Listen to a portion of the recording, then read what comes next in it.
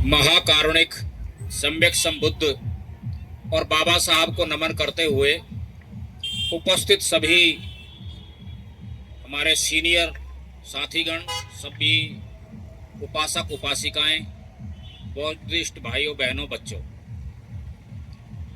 सबसे पहले देवानुप्रिय चक्रवर्ती सम्राट अशोक महान की जयंती की आप सभी को हार्दिक शुभकामनाएं हैं, मंगल कामनाएं हैं।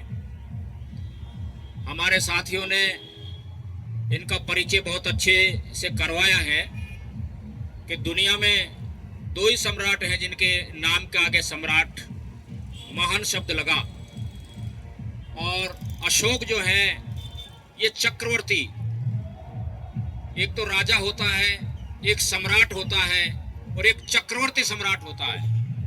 तो राजा से ऊपर सम्राट, और सम्राटों के भी सम्राट अगर हैं तो चक्रवर्ती सम्राट।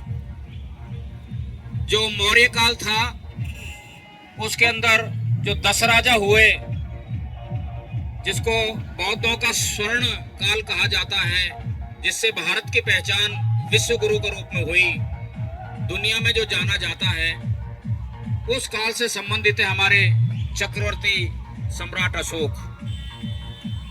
इनके बचपन की यदि बात करें हम तो ये चंड अशोक के नाम से जाने जाते थे, उद्दंड थे, और हिंदू व्यवस्था के अंदर काफी लंबे समय तक इन्होंने लड़ाइयां लड़ी। लेकिन लास्ट में जो कलिंग का युद्ध हुआ, उस कलिंग के युद्ध के अंदर बहुत ज्यादा मारकाट हुई और बहुत लोगों को मारा, रक्त बहा, उसके अंदर त्राही त्राही मच गई। और जब ये सिंहासन की तरफ चल रहे थे, कलिंग पर जो है कब्जा करने के लिए राजमहलों में जब घुस रहे थे, तब कलिंगा उस राजा की बेटी गेट पर जो इनको मिली और उन्होंने उनको रोका। उन्होंने कहा कि आपको मुझसे युद्ध करना पड़ेगा, यहाँ आने के लिए अभी आपकी कोई जीत नहीं है। उसने कहा मैं महिलाओं पे हाथ नहीं उठाता।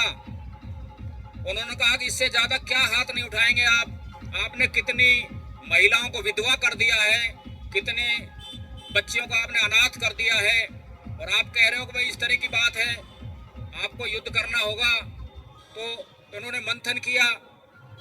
दूसरी जो बात इनके साथ में घटी कि रक्तपात बहा हुआ था और बौद्ध भिक्षु उसमें से गुजर रहे थे, तो उन्होंने कहा भाई इस व्यक्ति पे कोई फर्क नहीं है, बाकी हाहाकार मच रहा है। तो उनसे भी उन्होंने पूछा कि मेरी आज इतनी बड़ी जीत हुई है, इसके बारे में आप कुछ बताएं। तो उन्होंने कहा राजा ये आपकी कोई जीत नहीं है, जीतना है तो लोगों के दिलों को जीतो। आपने बहुत बच्चों को यतीम कर दिया, बहुतों को जो है मार दिया, उनके बच्चे जो है, उनकी पत्नियां विधवा हो गई हैं, और इस तरह से आप मार करके राजा बन रहे हैं, ये कोई आपकी जीत नहीं है, ये आपकी सबसे बड़ी मैं हार कह सकता हूँ। तो वो इतनी घटनाएं जब इनके साथ घटी तो दिमाग पर जोर आया और उन्होंने मंथन किया, और उसके बाद तलवार को इन्होंने छोड़ दिया। तलवार को छोड़ने के बाद युद्ध से फिर ये बुद्ध की तरफ लौटे। तो ये इससे पहले की जो सारी चीजें थी वो इनके हिंदू धर्म की बातें थी। उसके बाद में बौद्धिज्म के अंदर जब ये आए, तो क्योंकि इनका पूरा इतिहास इस तरह से कारनामों से भरा हुआ है कि दुनिया के लिए रास्ते चौड़े कराए, सड़कें जैसे बनवाई, पशु पक्षियों के लिए भी बनाए उन्होंने अस्पताल, जानवरों के लिए भी अस्पताल, लोगों के अस्पताल के साथ साथ पेड़ पौधे लगवाए, ज्यादा से ज्यादा वृक्ष लगवाए, सड़कों के सहारे तालाब, बावड़ियां, नदियां, यानी कि परोपकार के लिए जो कार्य थे, आम जनता के लिए जो कार्य थे, वो इन्होंने ज्यादा से ज्यादा किए। इसलिए लोगों के दिमाग में ये बसे। बेटा और बेटी उनको जो है इन्होंने दान कर दिया धम्म के लिए, श्रीलंका तक जो है वो धम्म का प्रचार प्रसार करने के लिए गए। तो इतने महान सम्राट हमारे हैं, केवल रूप का परिवर्तन कर रहे हैं लोग बाग, व्यवस्था को बदल दिया। 84,000 स्तूप जो बनवाए अशोका ने, उनको यदि हम जाकर के देखेंगे, बहुत सारी देख लिए गए हैं, लेकिन जब व्यवस्था अपने हाथ में आएगी तो उसको और ढंग से देखा जाएगा। तो उसमें यही निकल रहा है कि चारों तरफ बुद्धिज्म निकल रहा है, बुद्ध निकल रहा है, जहाँ खोदते हैं वहाँ बुद्ध निकल रहा है। उनके स्तूपों पर जो बुद्ध के शिलालेख हैं, उनके चित्र हैं, फोटोज हैं, मूर्तियां हैं, तो वो सारे का सारा पता लग रहा है। क्योंकि जिन मूर्तियों को ये बदल सकते थे आराम से, वो तो इन्होंने बदल ली हैं, लेकिन जिनको ये बदल नहीं पाए उनको काले पीले वस्त्र पहनाकर किसी के मुकुट लगा दिया, किसी के सूंड लगा दिया, किसी के गले में सांप डाल दिया, और ये सारे जो है नए नए तरीके के काल्पनिक देवी देवता बनाकर और इन्होंने मंदिरों में बैठा दिए हैं। बाकी ये 84,000 जो स्तूप हैं वो बौद्धों के स्तूप हैं, भारत के मूल निवासियों के हैं। और बाबा साहब ने अध्ययन करने के बाद 14 अक्टूबर 1956 को पहले स्वयं ने दीक्षा ली, और दीक्षा लेने के बाद 5 लाख से भी ज्यादा लोगों को दीक्षा दी। और उसके साथ में फिर कहा कि ये जो बौद्ध विरासत है ये सारी हमारी है, हम भारत के मूल निवासी हैं, जो बौद्ध धम्म है वो हमारा है, तो इसके अनुसार आप चले। वो पूरी तरह से वैज्ञानिक धम्म है, जिसमें कल्पना नाम के कोई चीज नहीं है, पाखंडवाद और अंधविश्वास के लिए कोई स्थान नहीं है। तो इसको जो है उन्होंने हमें दिया। तो वो विरासत, क्योंकि वो 52 दिन बाद ही हमसे जो बिछुड़ करके चले गए थे बाबा साहब, दीक्षा लेने के बाद 52 दिन बाद चले गए थे, वरना उन्होंने ये प्रण लिया था कि मैं भारत को बौद्ध में बनाऊंगा। तो बौद्ध में बनाने से पहले ही वो हमसे विदा होकर चले गए, और उन्होंने कई चीजों में लिखा कि इस कारवां को मैं यहाँ तक बड़ी मुश्किलों से लेके आया हूँ, इसको हो सके तो आगे लेके जाना, लेकिन यदि आगे ना ले जा सको तो कम से कम पीछे मत जाने देना।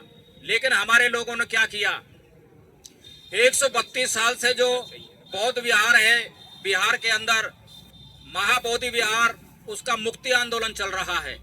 132 साल पहले जो श्रीलंका है वहां से भिक्षु आए, और नागार्जुन भिक्षु जो है उन्होंने यहाँ पर आंदोलन किया। आंदोलन करने के बाद में वो जीत भी गए, लेकिन जीतने के बाद हिंदू व्यवस्था के लोगों ने उस जगह को खाली नहीं किया, और वो हायर कोर्ट में चले गए। तो जब तक कोर्ट फाइनल फैसला नहीं देता उसको जो है वो छोड़ नहीं सकते। उसके बाद हमारे जापान से भी सुरेश ससाई नाम के भिक्षु आए, उन्होंने भी वहां पर आंदोलन किया। और अभी पिछले महीने की 12 तारीख से लगातार बौद्ध विहार को मुक्त कराने के लिए मुक्ति आंदोलन चल रहा है, और पूरे देश के विदेश के जो भिक्षु हैं, उपासक हैं, उन लोगों का तांता लगा हुआ है। आज वहाँ बहुत अच्छे अशोका जयंती मनाई गई है, और 12 तारीख को ये प्रण लिया है खासतौर से भारत के उपासकों ने, भिक्षुओं ने, कि अब की बार की जो बुद्ध पूर्णिमा है वो बुद्ध विहार के अंदर महाबोधि गया के अंदर ही मनाई जाएगी। हमारे अलवर से 40 लोगों ने अपनी टिकटें बुक करवा ली हैं, जिनमें से 5 लोग हवाई जहाज से जा रहे हैं, और बाकी लोगों ने ट्रेन से टिकटें बुक कराई है। तो जो भी साथी जाना चाहें अभी अपनी टिकट बुक करा सकते हैं। मेरा कहने का मतलब ये है कि भाई बाबा साहब ने कहा बौद्ध विरासत सारी हमारी है, जितने भी हमारे यहाँ बौद्ध स्तूप हैं उन सब पे हमें ही जो है उसको अपने हाथ में लेना है। उस पर कब्जे जैसी कोई बात नहीं है। 85% से भी ज्यादा लोग जो है भारत के जो मूल निवासी हैं, और बाकी के जो सवर्ण लोगों के घरों में जो महिलाएं हैं वो भी सारी भारत की मूल निवासी है। वो लोग जो है केवल व्यक्ति आए थे हिंदू कुश पर्वत की तरफ से, और उन्होंने यहाँ करके युद्ध किया था, और महिलाएं यहीं से ली थी। उन बेचारी महिलाओं को पता नहीं है, वो अपने आप को इस तरह से समझती हैं कैसा हम तो जो है बहुत पता नहीं क्या है, सुपर हैं, जबकि वो सब भारत की मूल निवासी हैं। उनको भी उतना ही उन्होंने गुलाम बना के रखा। जैसे महिला के लिए लिखा उन्होंने कि ढोल गंवार शूद्र पशुनारी, और ये सब ताड़न के अधिकारी। तो उनकी जो महिलाएं हैं उनको भी कोई पढ़ने लिखने का अधिकार नहीं था, वो भी चौका और चूल्हा करती थी, कोई शिक्षा नहीं, गुलाम की तरह बंदिश उनके ऊपर भी थी। तो वो सारी की सारी महिलाएं, जब बाबा साहब ने संविधान बनाया, उनकी बेड़ियां तोड़ी, उन सबको अधिकार दिए, तब जाकर के उन महिलाओं में से आज सब कुछ बन बन करके निकल रहे मंत्री, संतरी और कलेक्टर, चाहे वो अभी रॉकेट में जो है आइए कितने दिनों बाद में आइए निकल करके, तो रॉकेट से जा रहे हैं लोग बाग अंतरिक्ष में, और घूम घूम करके आ रहे हैं। तो बहुत ज़्यादा नहीं कह करके सम्राट चक्रवर्ती अशोक की जयंती की हार्दिक शुभकामनाएं देता हूं। जितने लोग बाग यहाँ पे आए उन सभी का मैं अभिवादन करता हूँ, निवेदन करता हूँ कि बाबा साहब के मिशन को समझें और किसी दूसरे की बाट ना देखें। कोई भी परिवर्तन करना है तो वो खुद को करना है। हम दूसरे की बाट देखते रहते हैं कि वो सुधरेगा तो मैं सुधरूंगा, ऐसा कुछ नहीं है। जो सुधरेगा उसी को जो फल मिलेगा। बुद्ध की जो वाणी है अत्तदीप भावा, यानी कि व्यक्ति स्वयं ही करेगा अपना कल्याण, खुद ही सुधरेगा, खुद ही प्रण लेगा, खुद को ही फायदा होगा। तो इस तरह से लोगों को जोड़ें एक एक करके और बुद्धिज्म को अपनाएं और पाखंडवाद अंधविश्वास से दूर हटें, तब जाकर के हम जो है भारत को बौद्ध में बना सकते हैं और बाबा साहब ने जो हमको कहा उनके सपने को हम साकार कर सकते हैं। दूसरे की बिल्कुल बाट नहीं देखेंगे, इतना दिन हो गया यार ऐसा तो हो नहीं रहा है। आप अपनी बात करें कि भाई मैंने क्या किया है जीवन में, मैंने बदलाव किया कि नहीं किया है, तो सब कुछ जो है आसान हो जाएगा। मुझे समय दिया, आप सभी का जो है पुनः हार्दिक स्वागत, अभिनंदन। नमो बुद्धाय, जय भीम।